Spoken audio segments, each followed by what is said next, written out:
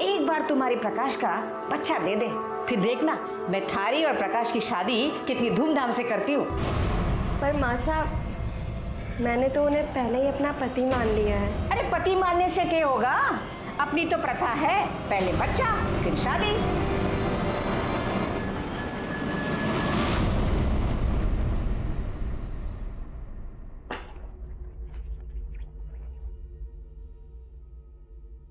अरे क्या कर रही है तू?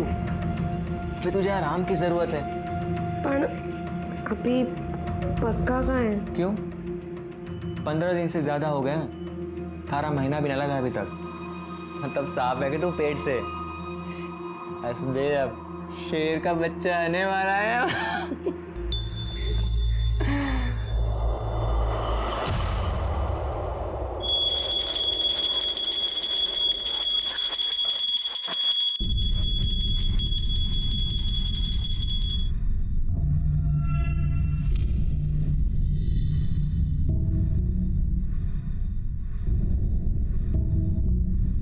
भाभी, अनिकेत।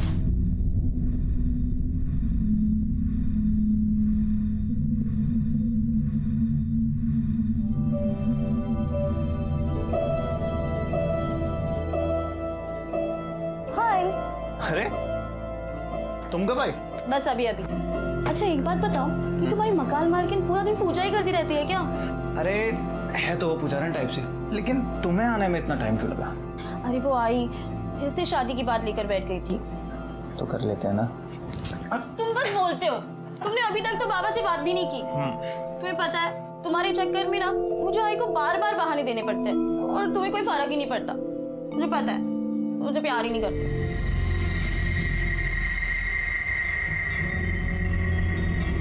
प्यार नहीं करता?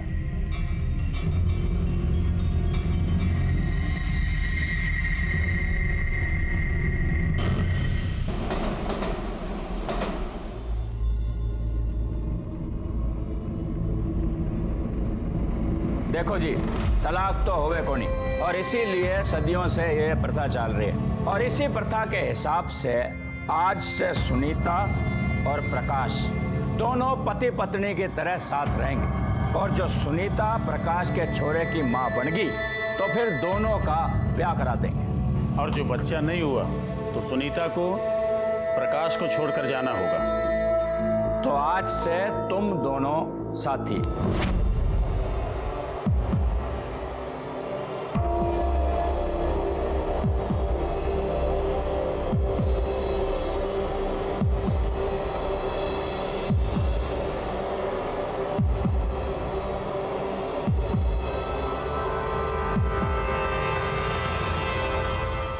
क्या ये? अरे ये क्या है? तेरा महीना चालू है ना? हाँ? अरे चालू है ना? मतलब तू इतने दिनों से एक घर में सबको उल्लू बना रही थी, सबको यहां लग रहा है कि तू पेट से। अभी अभी शुरू हुआ है। अच्छा, अरे एक नंबर की झूठी है तू, झूठी। मासा, मासा। क्या हुआ प्रकाश? अरे ये पेट वेट से ना है। क्या? बस अब बहुत हो चुका, तू तो बच्चा जनने से रह गई। अरे बंजर है तो बंजर। कि अब मैं मधु दिशा को फोन करती हूँ और कहती हूँ कि पंचों को यहाँ बुलाए। अब जो भी फैसला होगा ना, पंच ही करेंगे, समझे तू?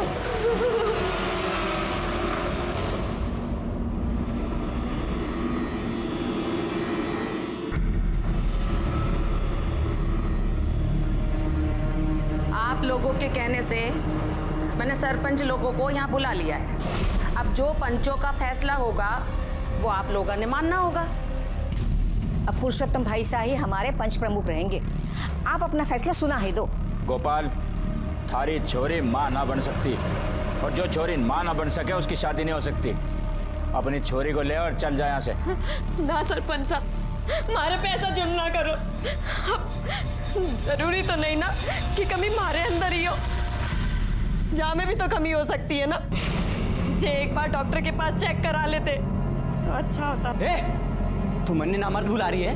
हमारा टेस्ट कराने के लिए डॉक्टर के पास जाने की जरूरत नहीं है। हमारा बीज किसी और के कोख में पल रहा है। प्रकाश क्या बोल रहा है तू? जो कह रहा हूँ वही सच है। तो कौन है छोरी? बुला उसको।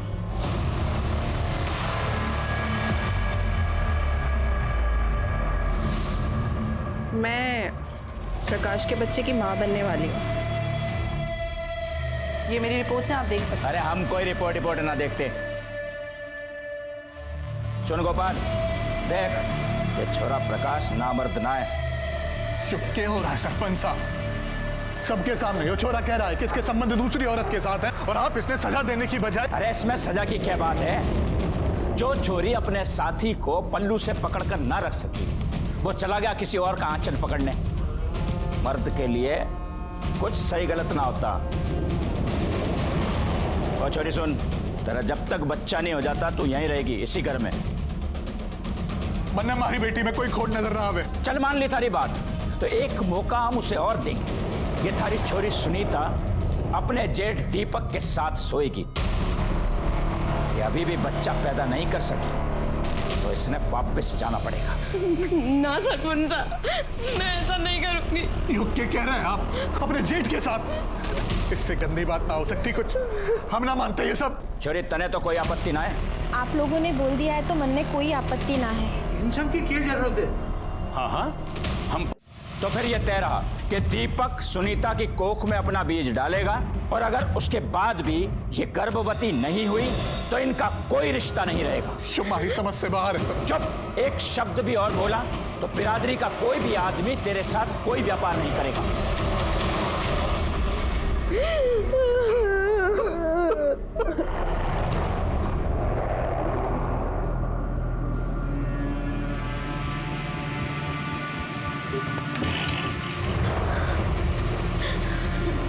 आप ऐसा नहीं कर सकते।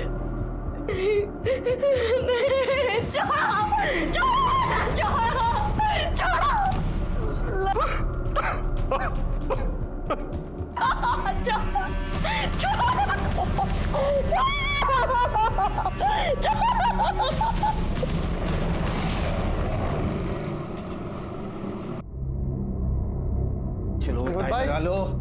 विनोद भाई ये माल का हिसाब लेके आया हूँ। अरे भाई टाइम क्या हुआ? हाँ मुझे पूना जाना है। ठीक है अभी जो भी हिसाब है भाभी को दे देना अंदर। जी भाभी जान। चल बेटा टाई लगा। भाभी जान ये भाई ने हिसाब के पैसे दिए। हाँ अंदर आ गया। बाहर निकल, बाहर निकल। कितनी बार बोला है मैंने तुझे कि मेरे पूजा घर में मत आया कर, लेकिन अरे ठीक है ना, जाने दो ना, उसमें क्या इतना। ऐसे कैसे जाने दूं? एक बार में कोई बात समझ में नहीं आती?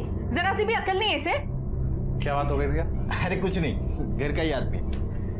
चलो मुझे देर हो रही है, मैं निकल रहा हूँ। हाँ चलो मैं तुम्हें छोड़ देता हूँ। चलो चलो चलो स्कूल चलेंगे साथ में। ये चल बेटा चलो बाय। Bye bye bye. चलो बाय बाय बाय। हिसाब ले लेना ठीक से। हाँ ठीक है, बाय। हाँ बाय बाय बाय बाय।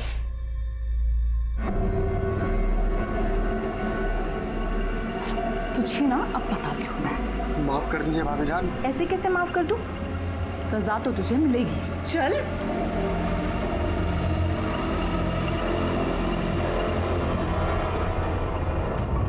महीना हो गयो थारी छोरी के कोख में दीपक का बीज गिरे हुए। फायदा तो हुआ कौन ही? अब तो तू मानेगा ना कि थारी छोरी बंजर है। अरे इन लोगों ने थारी बेटी को साल भर रखा, खिलाया पिलाया, फिर इनके भी तो समय का नुकसान हुआ ना। ये प्रकाश का इतने दिन में छोरो भी हो जातो और शादी भी हो जाती। अब हर जाने के 30 लाख रुपए तने इनको देने पड़ेंगे। और सुन भाई छोरा, अब तू नई लड़की के साथ रह सकता है। अगर उससे कोई छोरा छोरी हो गयो तो थारी शादी करवा देंगे। यो क्या कह रहे हैं साहब? यो हमारी छोरी के साथ अन्याय होगा। क्या अन्याय की बात कर रहा था? ये छोरे के अगर थारी छोरी के साथ बच्चा हो जाता तो प्रकाश तारे को पैसे देता कि नहीं? अब हर जाने के पैसे तू देगा। और एक बात, ये थारी छोरी की शादी अब ऐसे आदमी से होगी जिसकी पत्नी का स्वर्गवास हो गया है और अपने पीछे वो बच्चों को छोड़ गई। पंचा मैं करूंगा सुनीता से शादी। आप सबने तो पता है हमारी बीवी पिछले साल मर गई थी एक बच्चा छोड़ के। तो तय रहा कि सुनीता की शादी केशव के साथ होगी। क्यों भाइयों? हाँ। ये कैसे लोग थे? ये कैसी प्रथा थी? आखिर किसी को भी सुनीता के जिंदगी का इस तरह से फैसला करने का अधिकार किसने दिया था? पंचों ने सिर्फ सुनीता के रिश्ते का ही नहीं, उसकी जिंदगी का फैसला कर दिया और सुनीता के पास कोई चारा नहीं बचा था। उसके पिता गोपाल ने हर्जाने की रकम भरी और सुनीता की शादी केशव से करा दी गई। इसके ठीक 3 महीने बाद एक ऐसी घटना घटी जिसका किसी को भी अंदेशा नहीं था।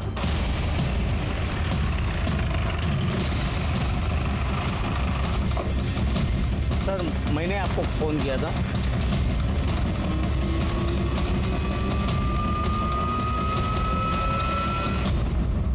गले पर नाखून के निशान, चेहरे पर खरोंचें। लगता है इसे मारने से पहले इसके साथ रेप किया गया है या फिर मॉलेस्टेशन। तो देखने से शादीशुदा लगती है। हो सकता है किसी ने यहाँ अकेले देख के इसका रेप और फिर मर्डर कर दिया। लेकिन सवाल है ऐसी जगह पे ये अकेले आई क्यों? बैकवर्ड मुझे नहीं लगता ये कोई रैंडम क्राइम है, क्योंकि देखो ना बॉडी पर गहने वैसे के वैसे हैं। लाश की तस्वीर ले लो, आसपास के सारे पुलिस स्टेशन में सर्कुलेट कर दो, बॉडी को पोस्टमार्टम के लिए भेज दें।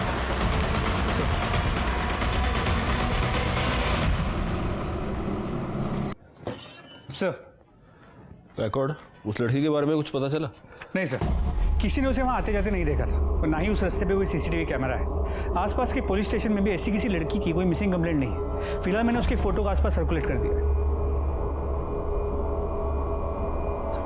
नमस्ते साहब। साहब मेरी पत्नी कहीं चली गई है। उनकी कोई फोटो है आपके पास? जी साहब।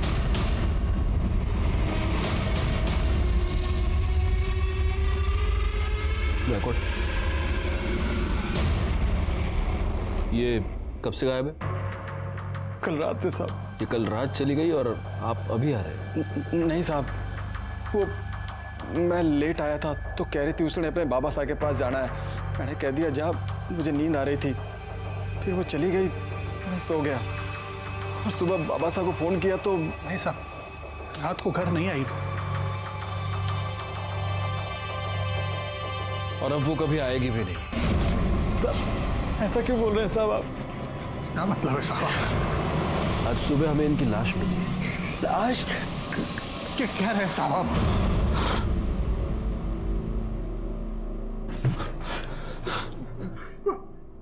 आप मुझे एक बात बताइए, आप दोनों का आपस में कोई झगड़ा हुआ था? नहीं साहब। आपकी किसी के साथ कोई दुश्मनी? नहीं साहब। अच्छा, आपकी बीवी मोबाइल तो रखती होगी? नहीं साहब, उसने अपने बाबा साहब से ही बात करनी होती थी तो मेरे मोबाइल से कर लेती थी साहब। बैकवर्ड,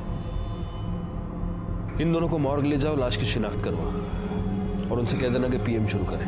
सर, आप प्लीज जाइए।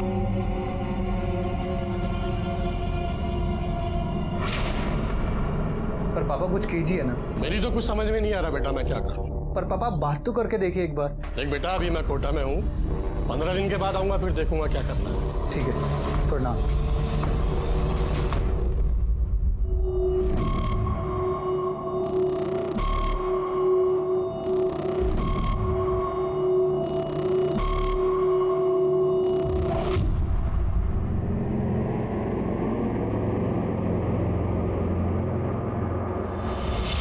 सुनीता अपने घर से अपने पिता के घर को जाने के लिए निकली। ये दोनों घर शहर के एक ही तरफ है और इन दोनों के बीच का डिस्टेंस 1 किलोमीटर से भी कम है। और हमें सुनीता की लाश मिली यहाँ खाड़ी के पास। सुनीता यहाँ पर क्या करने गई थी इतनी रात को, और वो भी अकेली? तो एक चांस ये है कि सुनीता अपने घर से तो निकली थी, लेकिन रास्ते में किसी ने अगवा कर लिया हो।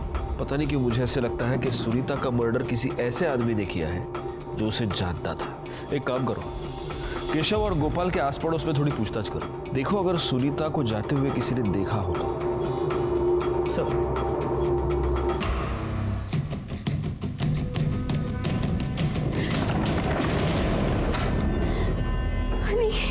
क्या हुआ?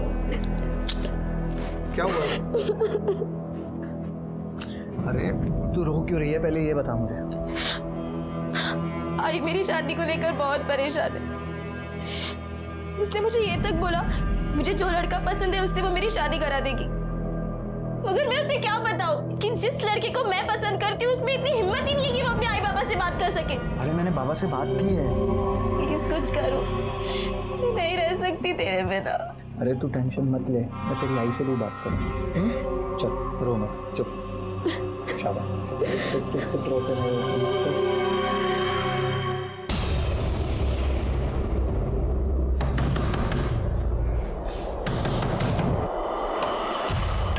प्रकाश कहाँ है? प्रकाश!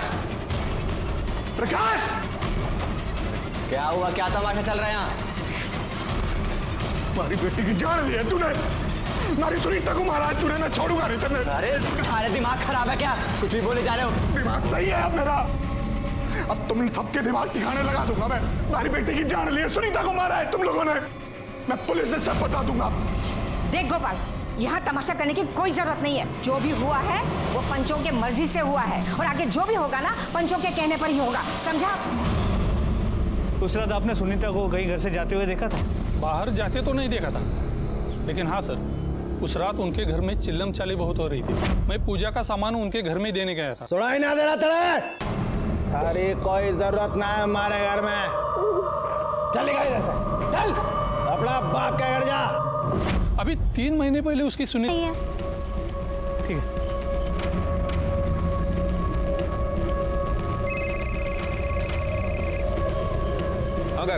गोपाल के पड़ोसी ने बताया कि ये सुनीता पिछले 1-1.25 साल से यहाँ घर पे आई ही नहीं है। अगर पिछले 1.25 साल से वो अपने घर नहीं आई तो वो कहाँ थी?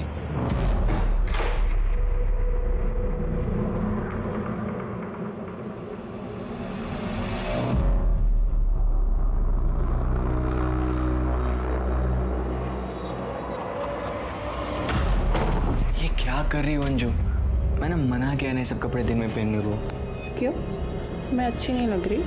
नहीं, तुम तो हमेशा अच्छी लगती हो। ज़रूरी है सारे काम रात में ही हो? शादी तो करेगा ना मुझसे? हाँ, तेरे बिना तो मैं एक पल भी नहीं रह सकता। मैंने कुछ नहीं किया, मैंने कुछ नहीं किया साहब, मैंने कुछ नहीं किया साहब। बड़ा बाबा आएगा साहब, मैंने कुछ नहीं किया साहब। अरे एयर फ्राइड है, ऑयल फ्री। मैंने कुछ नहीं किया साहब। उस दिन तू ये बोल रहा था कि तू घर आया, उसके बाद तेरी बीवी ने उससे कहा कि वो उसके बाबा के पास जा रही है और वो चली गई। लेकिन तूने हमें ये नहीं बताया कि उस रात को तेरी और तेरी बीवी की बहुत बड़ी लड़ाई हुई थी। कोई लड़ाई ना हुई हमारी।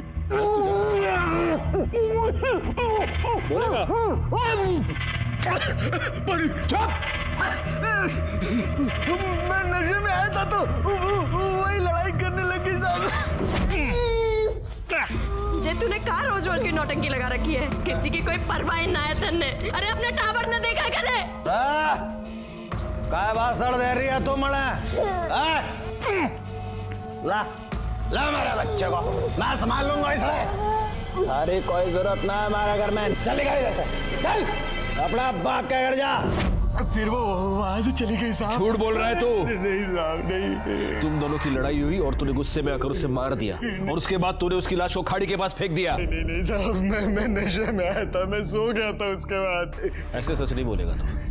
करड़े, बाकी की मिर्ची तुम खिला देना। नहीं साहब, मैं कुछ नहीं किया साहब। सर सुनीता की पोस्टमार्टम रिपोर्ट, उसका मर्डर गला दबा के किया गया था। वो 2 महीने प्रेग्नेंट थी और सर उसका रेप भी हुआ था और रेप में प्रोटेक्शन यूज़ किया गया। सर इसके अलावा उसके बॉडी में किसी जड़ी बूटी के ट्रेसेस मिले, बहुत पुराने हैं। मतलब मेरा शक सही निकला है। सुनीता का मर्डर कोई रैंडम क्राइम नहीं है, यहाँ तक कि मर्डरर ने उसे रेप करने से पहले प्रोटेक्शन यूज किया है।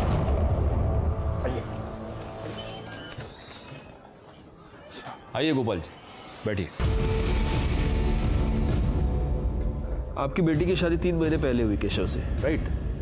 लेकिन आपके पड़ोसियों का कहना है कि उससे पहले लगभग 1.25 साल आपकी बेटी आपके साथ नहीं रहती थी। तब वो कहाँ रहती थी? नहीं मतलब हो सकता है कि वहां पर कोई प्रॉब्लम हो। नहीं साहब, क्या प्रॉब्लम होनी है? अपनी मासी सा के घर रहती थी वो। मासी का एड्रेस दीजिए।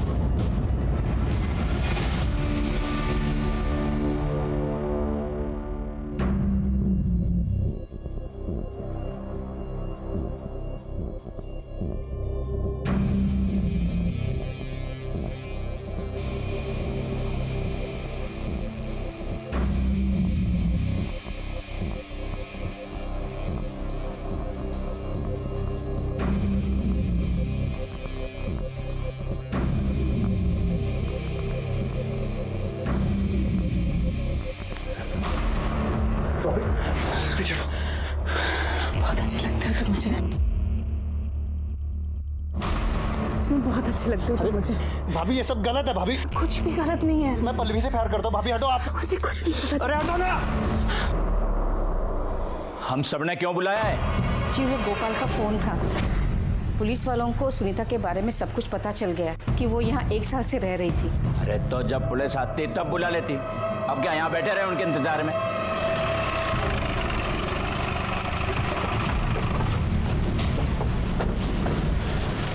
राणे, तुम जरा आसपास पूछताछ करो। सर।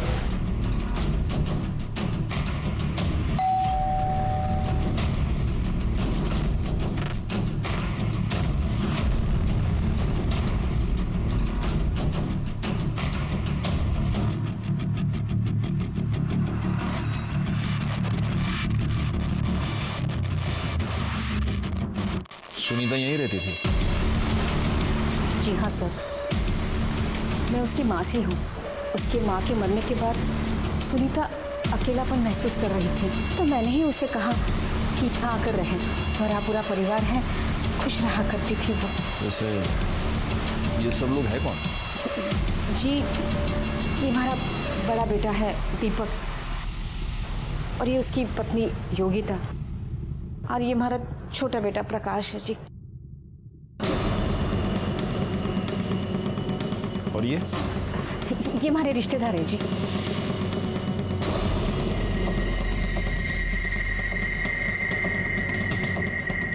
और आप? ये भी हमारे रिश्तेदार हैं। सुनीता की किसी के साथ कोई लड़ाई, कोई झगड़ा घर में या बाहर? नहीं जी साहब, गाय थी वो हमारी, उसका भला किसी के साथ क्या झगड़ा हो सकता है? सुनीता बहुत प्यारी बच्ची थी साहब, उसके बारे में सुना तो बुरा लगा। गायकवाड़, हो ना हो ये लोग जरूर हमसे कुछ छुपा रहे हैं। सर, ये सुनीता के बारे में कुछ बताना चाहते। वो प्रकाश की बीवी है। प्रकाश की बीवी? लेकिन हमें तो ये बताया गया कि ये उसकी मासी का घर है। नहीं साहब, हमें तो हमेशा यही लगा कि वो प्रकाश की बीवी है।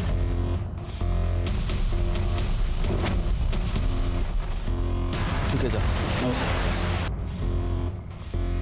देखा गायकवाड़, ये लोग हमसे 100% कुछ छुपा रहे हैं। एक काम करो, वो एक खुले बाल वाली लड़की थी ना, वो इन सब में बहुत अलग लग रही थी। जरा पता करो वो लड़की कौन है, उसके बारे में जितनी इंफॉर्मेशन मिले निकालिए। एक और बात, हमें सुनीता के पेट में जड़ी बूटी के ट्रेसेस मिले थे। पता करो यहाँ आसपास कोई जड़ी बूटी वाला, कोई वैद्य हकीम कोई है क्या? सर, जी पुलिस कहाँ से बीच में आ गई? माँ साहब, मैं तो कहती हूँ प्रकाश भाई साहब को निकिता के साथ रख दो कुछ दिन। मेरी बहन है, बच्चा भी जनेगी और इन दोनों की शादी भी हो जाएगी। अरे ऐसे कैसे? प्रकाश के बच्चे की माँ मैं बनने वाली हूँ, तो इस नाते शादी तो मुझसे होनी चाहिए। छोरी तू पागल होगी क्या? थारे को इस घर में खाली इसलिए रखा हुआ है कि थारे भीतर इस वंश का बीज बन रहा है। तो एक बार ये बच्चा हमें दे दे, फिर जहां मर्जी आवे वहां जा। तने जितना पैसा चाहिए होगा हम देंगे। मैं अपना बच्चा किसी को नहीं दूंगी। तुमने कहा था ना तुम मुझसे शादी करोगे, तुम बोल क्यों नहीं रहे हो? कुछ बोलो। मैंने कहा था, पर मैं क्या करूं? मैंने आप लोगों को ऐसा नहीं करने दूंगी। ये जो आप लोगों की प्रथा है ना, आप लोगों में चलती होगी। मैं पुलिस स्टेशन जाऊंगी अभी।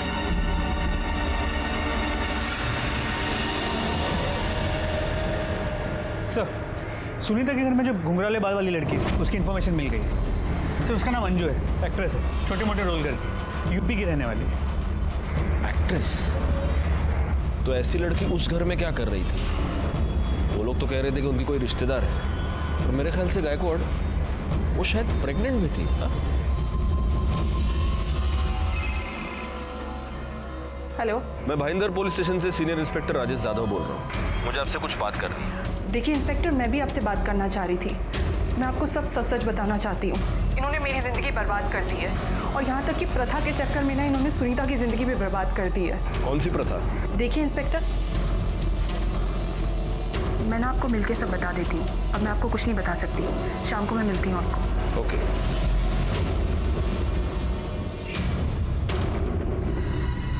अरे छोड़, तो एक बात बता, तू मेरा काम करेगा या नहीं करेगा? क्यों?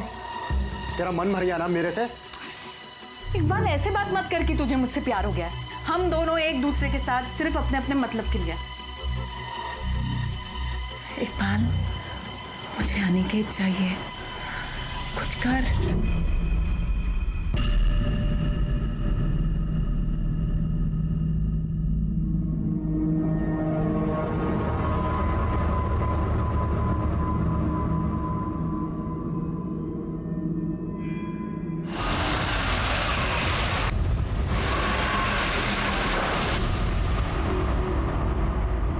सर, अंजू का फोन बंद आ रहा है। उसने कहा था वो हमसे मिलने आएगी, और वो आई क्यों नहीं? सर, हो सकता है उसने अपना मन बदल लिया। मैं एक बार फिर से ट्राई करके देख। नहीं, रहने दो मैं एक बार। वैसे भी बहुत रात हो गई है, अब उससे भूलना तो नहीं सकते। कल देखते हैं।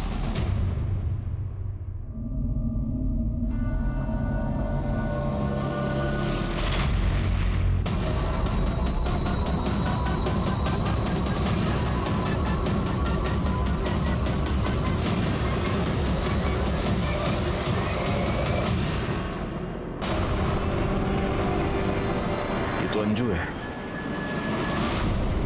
ये गले पर निशान देख रहे हो? बिल्कुल सुनीता की तरह इसके गले पर भी निशान है। इसका मतलब इसे भी गला दबा कर मारा गया है, और हो सकता है सुनीता की तरह इसके साथ भी पहले रेप हुआ हो। बैकवर्ड अंजू फोन पे मुझे ये बता रही थी कि प्रकाश उसे फंसाने की कोशिश कर रहा था। वो सुनीता के बारे में हमें कुछ बताना चाहती थी। हो सकता है प्रकाश को ये पता चल गया हो, और इसलिए प्रकाश ने इसे अपने रास्ते से हटा दिया। ये प्रकाश जहां पर भी है उसको उठा कर लाओ। सर, बॉडी पोस्टमार्टम ला पाठवून द्या। अंजू के कत्ल से यह साफ हो गया कि कोई ऐसा था जो ये नहीं चाहता था कि अंजू हमसे आकर मिले। मुझे सबसे ज्यादा शक प्रकाश पर था। जहां एक तरफ मैं अंजू और सुनीता के मर्डर केसेस को सॉल्व करने में लगा हुआ था, वहीं पर मेरे पास एक ऐसा ही केस बहुत जल्द आने वाला था।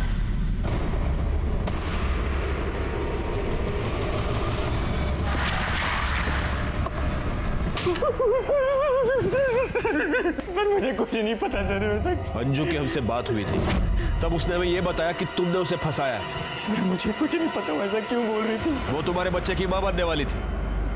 नहीं सर। तो फिर वो तुम्हारे घर में क्यों रह रही थी? मासा की बचपन की सहेली की बेटी थी सर, इसलिए वो हमारे घर पे रह रही थी। अंजू ने हमें किसी प्रथा के बारे में बताया। वो ये था सर।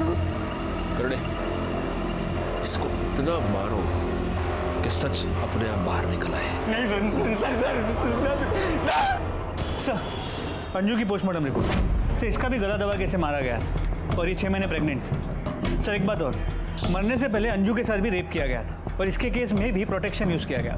संजू के कॉल रिकॉर्ड्स, मरने से पहले आखिरी कॉल इसने किसी उमेश को किया था। बोला भी सुमेश को। क्या सर, ऐसे कैसे हो सकता है? कल रात में मेरी अंजू से बात हुई थी सर। मैं उसका कोऑर्डिनेटर हूँ और वो अच्छी दोस्त है मेरी। ये अंजू प्रकाश के घर में क्यों रह रही थी? सर, वो दोनों का अफेयर चल रहा था, और अंजू प्रकाश के बच्चे की माँ बनने वाली थी। अंजू ने जब हमें फोन किया था तो वो ये कह रही थी कि प्रकाश ने उसे फंसाया है। किसी प्रथा के बारे में बात कर रही थी। कौन सी प्रथा, तुम कुछ जानते हो? प्रकाश और उसके खानदान वाले पुराने ख्यालात के। पहले प्रकाश सुनीता के साथ रहता था। अच्छा, मतलब सुनीता उसे बच्चा नहीं दे सकती थी, इसलिए प्रकाश ने उसे छोड़ दिया। और ये अंजू प्रेग्नेंट थी, लेकिन प्रकाश उसे इसलिए नहीं अपना सकता था क्योंकि वो उसके कम्युनिटी की नहीं थी। ठीक है, तुम जा सकते हो।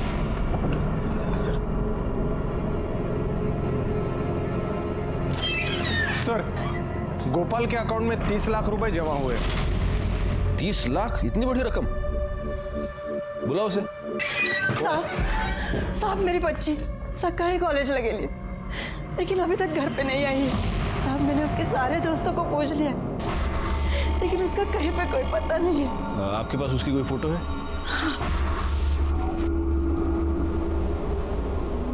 क्या नाम बताया आपने? पल्लवी। रानी, फोटो सर्कुलेट करो, इनसे नंबर ले लो और नंबर ट्रेस पे डालो।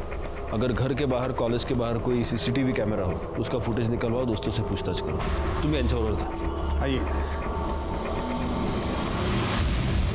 मुझे समझ में नहीं आता मैं आपसे क्या कहूं। आपकी बेटी का खून हुआ, लेकिन फिर भी आपने इस प्रथा के बारे में हमें नहीं बताया। मैं डर गया था। यो मैं आपको अपनी प्रथा के बारे में बताता तो तुम्हारे को भी मार देते हो लोग। डर गए थे, सच क्यों नहीं बताते? उन लोगों ने पैसे देकर आपका मुंह बंद कर दिया था। आपके बैंक अकाउंट में 30 लाख रुपए कहां से आ गए? तुम्हारे ही पैसे थे साहब, जो मैंने प्रकाश को दिए थे। मैं माँ बनने वाली हूँ, वो भी केशव के बच्चे की। आप लोगों ने परंपरा के नाम पर क्या क्या नहीं किया मेरे साथ, यहाँ तक कि हमारा बलात्कार भी करवाया। अब तो आप लोगों को यकीन हो गया ना, बंजर नहीं हूँ मैं। हमारे को हमारे हरजाने के 30 लाख रुपए वापस चाहिए। एक बार फैसला हो चुका है, तन्ने 1 रुपया भी ना मिलेगा। थूकती हूँ मैं आपके इस फैसले पर। मुझे मेरा पैसा भी चाहिए और न्याय भी, वरना एक एक को जेल भिजवा दूंगी मैं। सुनीता के मरने के बाद हमारे ऊपर दबाव बनाया उन लोगों ने। हमारे से कहा कि अगर मैंने पुलिस के सामने अपना मुंह खोला तो हमारे साथ बिरादरी का कोई आदमी व्यापार धंधा नहीं करेगा और मुंह बंद रखने के लिए हमारे पैसे भी वापस कर दिए। आपकी बेटी का खून हुआ और आप प्रथा और पंचों के नाम पर चुप रहे। आपको नहीं लगा कि आपकी बेटी को न्याय दिलवाना चाहिए? सर, अंजू के पेट में जो फीटस था उसका डीएनए रिपोर्ट बच्चा प्रकाश का ही। अरे मुझे क्यों मार रहे हो सर? क्योंकि डीएनए रिपोर्ट से साबित हो गया है कि अंजू तेरे ही बच्चे की मां बनने वाली थी। बोल! तो तूने अंजू को इसलिए मारा क्योंकि वो तेरे बच्चे की मां बनने वाली थी। तूने सुनीता को इसलिए मारा क्योंकि तू उसके पैसे वापस नहीं करना चाहता था। नहीं, मैंने किसी को नहीं मारा सर। मैं तो अंजू से शादी करना चाहता था, लेकिन मैं पंचों के खिलाफ नहीं जा सकता था सर। आप लोग पंच हैं और पंच को परमेश्वर कहा जाता है, लेकिन आप सब ने मिलकर सुनीता पर इतने बड़े अत्याचार किए। हमने तो फैसला सुना दिया था कि अलग हो जा, यही प्रथा है। और बलात्कार? आपके कहने पर चुप! आपके कहने पर इस दीपक ने सुनीता के साथ बलात्कार किया। वो छोरी आखिर तक यही कहती रही कि उसके भीतर कोई दोष ना है। तो आप उसकी टेस्ट करवा सकते थे डॉक्टर के पास ले जाकर। हम डॉक्टर वाक्टर को नहीं मानते, लेकिन आप ये तो मानते हैं कि इसने सुनीता के साथ बलात्कार किया। प्रथा बचाने के लिए हमें जो कुछ करना पड़ेगा हम करेंगे, यही हमारी परंपरा है। साहब मैं बताता हूँ साहब। मैं मानता हूँ मैं सुनीता के साथ गंदा काम किया, लेकिन मैं अगर वो नहीं करता ना साहब तो पंच मुझे भी सजा सुना देते। ये सब सबकी रजामंदी से हुआ था साहब। शारीरिक संबंध में रजामंदी औरत की होनी चाहिए। ये सब के सब गुनहगार हैं, लेकिन दीपक के खिलाफ हम कुछ भी साबित नहीं कर पाएंगे। अभी वो मान तो रहा है कि रेप उसने किया था, लेकिन कोर्ट में मुकर जाएगा। आइए सर, ये प्रकाश के घर के पास जड़ी बूटी बेचते हैं। तुम सुनीता को जानते हो?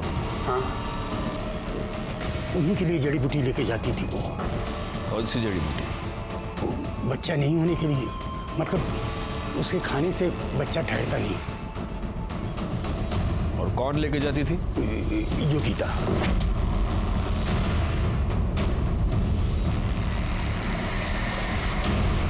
तो तुमने सुनीता को वो जड़ी बूटी खिलाई ताकि उसका बच्चा न ठहरे? हमारे से गलती हो गई साहब। मैं ना चाहती थी कि वो माँ बने, इसलिए मैं 1 साल तक उसे दूध में जड़ी बूटी मिलाकर देती थी। मैं मानू हूँ साहब, मेरे पति ने उसके साथ गलत काम किया, उसके बाद भी मैं उसके घर जाती थी। ले तू ये लड्डू खा, इसमें खास जड़ी बूटी है। ले, इससे तुझे ताकत भी आएगी और तेरा बच्चा भी ठहर जाएगा। एक बार बस तू माँ बन जा, फिर प्रकाश से शादी तेरी मैं करा के दूंगी। खा खा खा। क्यों किया तुमने ऐसा? साहब मैं चाहती थी कि हमारी बहन की शादी प्रकाश से हो जाए। और अंजू? अंजू को भी तुम लोगों ने मिलकर मारा क्योंकि तुम लोग ये जानते थे कि वो प्रकाश के बच्चे की माँ बनने वाली है और वो हमसे मिलने वाली है। ना साहब, मैं मानती हूँ कि मैंने गलत काम किया, लेकिन मैं सच बोल रही हूँ साहब, मैंने किसी की जान ना ली साहब। पाटिल मैडम, इनसे जरा अपने तरीके से पूछताछ कीजिए और तब तक कीजिए जब तक ये सच ना बोले। सर, पल्लवी का कॉल रिकॉर्ड। पल्लवी का मोबाइल उसके घर के आगे ही बंद हो गया था। लास्ट कॉल उसने किसी अनिकेत को किया था जो अंधेरे में रहता है। इस अनिकेत के साथ उसकी हमेशा बातें हुआ करती थी। उसके घर जाके पता करो। सर।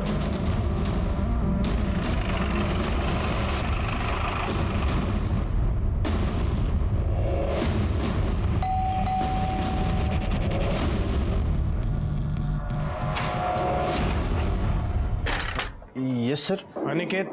हाँ सर, यहीं पे रहता है ऊपर। बुलाओ उसको।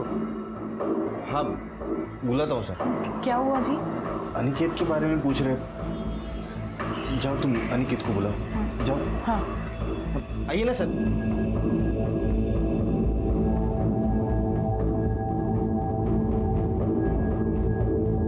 क्या हुआ सर? पल्लवी को जानते हो? हाँ सर, मेरी दोस्त है। सिर्फ दोस्त? गर्लफ्रेंड है सर। तुम्हारी गर्लफ्रेंड अपने घर से गायब है। क्या पल्लवी गायब है? कॉलेज के लिए निकली थी, अपने घर पे वापस नहीं आई। मैं खुद उसका फोन कब से ट्राई कर रहा हूँ। कहीं तुमने तो उसे छुपा कर नहीं रखा? सर मैं ऐसा क्यों करूंगा सर, मैं तो उससे प्यार करता हूँ। आप चाहे तो देख लीजिए, मैं यहाँ पर किराए पर रहता हूँ और ये मेरे मकान मालिक है। करडे सर्च करा सगळीकडे। सर अरे आप रुकिए, आप रुकिए, आप अंदर नहीं जा सकती, वो मेरा पूजा घर है। देखिए हमें सिर्फ पल्लवी को ढूंढना है। लेकिन मेरे पूजा घर में कोई कदम नहीं रखेगा, और जो अंदर जाना है तो आप कोर्ट से ऑर्डर लेकर आइए बस। देखिए सर प्लीज सर, आप पूजा अगर छोड़ के बाकी सब जगह पे देख लो ना सर। क्या है ना सर, मेरी बीबी किसी को भी अंदर जाने नहीं देती है। ठीक है बाबा, चेक करो। सर वो यहाँ नहीं है, मैं उससे बहुत प्यार करता हूँ और वैसे भी मैं उसके लिए बहुत परेशान हूँ। ठीक है, तुम्हें हमारे साथ इंक्वायरी के लिए चलना पड़ेगा। ठीक है सर।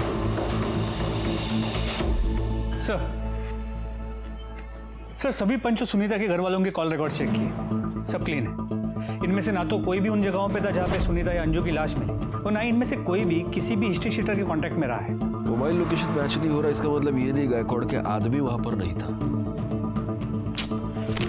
वैसे देखा जाए तो ये सुनीता बहुत ही साधारण किस्म की महिला थी। उसके लाइफ में कौन कौन हो सकता है? उसका पति जो उसको मारता पीटता था, फिर ये प्रकाश, ये पंच, इनके अलावा और कौन हो सकता है?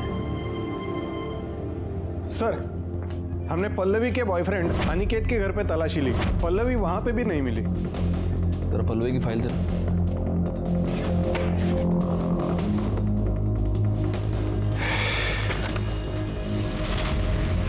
एक मिनट।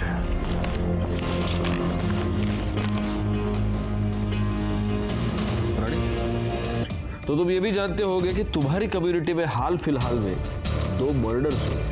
नहीं सर, मैं इन मर्डर के बारे में कुछ नहीं जानता। दरअसल जॉब के कारण मैं अंधेरी में रहता हूँ और बाकी पूरी फैमिली भाईंदर में। बाबा साहब ही कोटा गए हुए हैं और मासा से इसके बारे में कुछ भी बात नहीं हुई अभी। तुम्हारी कम्युनिटी में बाहर की कम्युनिटी की लड़की से शादी करना बड़ा है, और पल्लवी तो तुम्हारी कम्युनिटी की है नहीं। हाँ सर, लेकिन मैंने बाबा साहब से कहा था इस बारे में बात करने के लिए सर। ठीक है, जाओ तुम। ठीक है सर। इसकी पूरी फैमिली के कॉल डिटेल्स, मोबाइल लोकेशन सब कुछ निकालो और पता करो वाकई में इसके बाबा कोटा में है या नहीं। सर ये देखिए, अनिकेत के घर वालों के मोबाइल लोकेशन रिकॉर्ड से क्या मिला है। व्हाट? ये कैसे हो सकता है? इस मोबाइल की लोकेशन सुनीता और अंजू के मर्डर स्पॉट पर भी थी और जहां से पल्लवी गायब हुई वहां पर भी। Oh my God. गायकवाड़ जल्दी चलो। करडे पाटिल मैडम घेऊन या लवकर।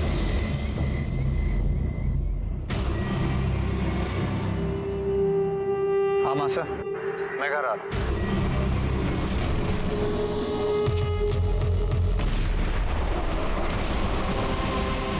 पल्लवी कहाँ है? कौन पल्लवी? सुनीता और अंजू को तुमने ही मारा ना? मैंने किसी को नहीं मारा। गायकवाड़ पूरे घर की तलाशी लो, पल्लवी को ढूंढो। चलो। तलाशी कैसे ले सकते हैं सर? अरे हमारे घर में क्या है भाई? मैं कह रही हूँ ना, कोई भी ना आए।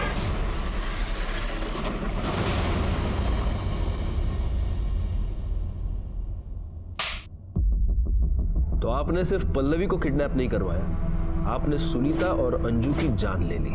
मरवाया नहीं साहब, अपने हाथों से मारा है मैंने। हमारे दादा साहब मुंबई में आके बसे थे, धीरे धीरे सब लोगों ने बसाया था उन्होंने। तुम्हारी और हमारे भाई पुरुषोत्तम की तो ये जिम्मेदारी बनती थी ना कि हम अपनी प्रथा को खराब ना होने दें। मैं किसी भी हाल में अपनी रीत बंद और प्रथा को खराब नहीं होने दे सकती थी साहब। इसीलिए मैंने उन दोनों सुनीता और अंजू को मारा। और जब मैं उन दोनों को सजा दे सकती थी तो उस छोरी पल्लवी को कैसे छोड़ देती? उसने तो हमारा बेटा बहकाया था साहब, उसे तो सजा मिलनी ही चाहिए थी। आपकी इस बेतुकी प्रथा की वजह से आपने 3 लड़कियों की जिंदगी बर्बाद कर दी और 2 की जान ले ली। शर्म आनी चाहिए आपको। आज तक मैंने यह सुना था कि औरत औरत की दुश्मन होती है, आज मैंने देख लिया। मधु और अनिल को उनके किए की सजा मिली। प्रथा की आड़ में दोनों ने बहुत ही संगीन अपराध किया था। दीपक ने सुनीता का रेप किया था, लेकिन ये बात हम साबित नहीं कर पाए। कोर्ट में किसी ने भी मुंह नहीं खोला। इतना सब कुछ हुआ, मेरे मन में बस एक सवाल है, क्या किसी को भी इस बात की दस्तक नहीं मिली थी कि ये बेतुकी प्रथा आगे जाकर इतना बड़ा आपराधिक रूप ले लेगी? पंचों ने सुनीता का रेप उसके जेठ से करवाया, लेकिन उसके खिलाफ किसी ने भी आवाज नहीं उठाई, यहाँ तक कि उसके पिता गोपाल ने भी नहीं, सुनीता के मर जाने के बाद भी नहीं। हमारे देश में ऐसी कई प्रथाएं हैं। इन प्रथाओं के नाम पर बड़े लोग छोटे लोगों का शोषण करते हैं, क्योंकि वो ये जानते हैं कि अगर वो इन प्रथाओं का ढोंग नहीं रचेंगे तो समाज में उनका स्थान खतरे में आ जाएगा। इसीलिए ऐसी प्रथाओं का बंद हो जाना ही हमारे लिए सही है। इसी के साथ मैं सीनियर इंस्पेक्टर राजेश जाधव आपसे विदा लेता हूं। दोबारा मिलूंगा, तब तक सतर्क रहिए और देखते रहिए क्राइम पेट्रोल दस्तक, क्योंकि मकसद बताना नहीं, बचाना है। जय हिंद।